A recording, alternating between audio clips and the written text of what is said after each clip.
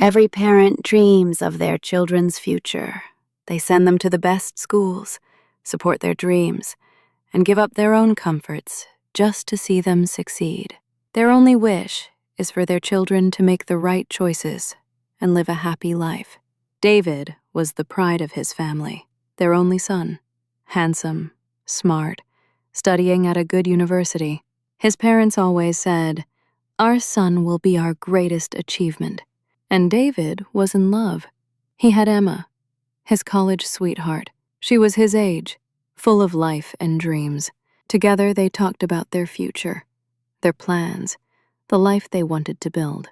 David's parents had never met Emma, but they knew about her. And from the joy on David's face, they believed she must be a good girl. Everything was perfect until Victoria came along. Victoria was 20 years older than David. She was wealthy, powerful, and always in control. To her, being seen with a younger man wasn't about love, it was about power. David was just another piece in her game. At first, David ignored her, but Victoria was relentless. She showered him with expensive gifts, opened doors to prestigious events, and introduced him to powerful people. Slowly, Emma's pure love began to fade in his mind. With Victoria, David felt important, like he was somebody greater than he truly was. Soon, David started neglecting Emma. He canceled plans, ignored her texts, and when Emma asked through tears, "What's happening to us?" David stayed silent. Eventually, he left her, but he never told his parents. To them, he pretended Emma was still in his life. One evening, David's mother called. "David, your father and I miss you so much. Please come for dinner tonight and bring your girlfriend. We're dying to meet her." David froze. His mother wanted to meet Emma, but it was Victoria by his side now. He had no choice. He agreed. That night, his parents prepared a beautiful dinner. His mother rushed through the kitchen. His father set the table with pride. They were excited. "We'll finally meet the girl who makes our son happy," they whispered. The doorbell rang. David walked in hand with Victoria. The room went silent. His parents froze in shock. The woman standing before them was nearly their age. They didn't know how to address her. "Daughter?" Impossible. "Ma'am?" Too distant. The silence was unbearable. They sat at the table, but every bite stuck in their throats. The food was tasteless. No one dared to speak. The next morning, David's parents confronted him. "David, this woman will ruin your future. We gave everything for you. Open your eyes." But David shook his head. "I love her. I'm not leaving her." And he didn't. From that day, Victoria pulled David further from his family. "They're not your level," she whispered.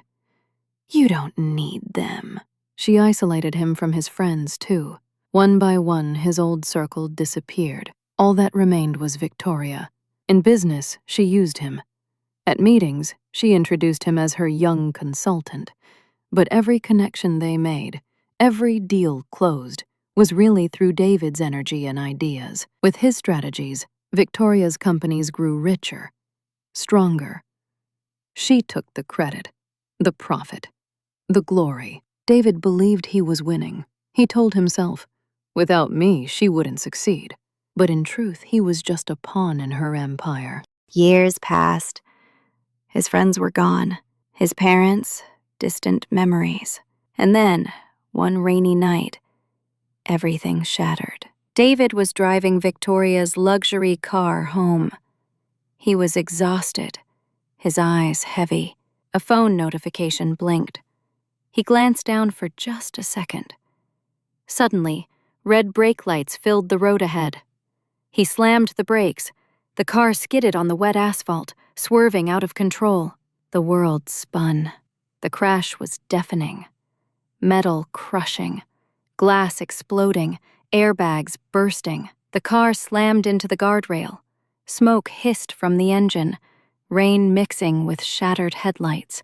David sat stunned, bleeding, breathless. His phone rang. It was Victoria.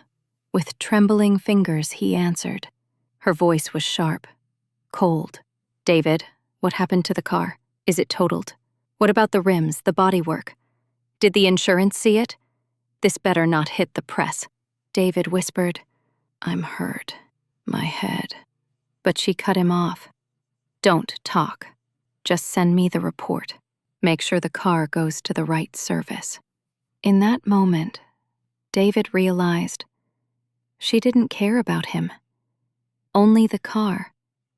Only her image. Days later, she visited once, flowers in hand, a stiff smile, then disappeared from his life. You're no use to me anymore, she said with her silence. Alone in his hospital bed, David finally saw the truth. He had lost everything: his love, his friends, his family's trust. He had given his youth to a woman who never cared. After weeks of recovery, he couldn't shake one thought: Emma, her laughter, her gentle touch, the way she once said, "It's us against the world." He called her again and again. No answer. He went to her home. Emma, David's voice cracked. I regret everything. Please, forgive me. I want to come back. Her eyes filled with tears, but her tone was firm. David, I loved you with all my heart. But when I said us, I was alone. You left me for someone else. And when trust is gone, love cannot survive. Goodbye. The door closed. David sank to his knees on the doorstep, sobbing. His world collapsed around him. That night, he returned home. For the first time in years, his parents embraced him. No matter what, you're still our son, his mother whispered. His father added, mistakes can be forgiven, but the years you lost won't come back. David had regained his family's love, but Emma was gone forever. His friends were gone. His youth, wasted. Victoria had built her empire on his back and left him with nothing but regret.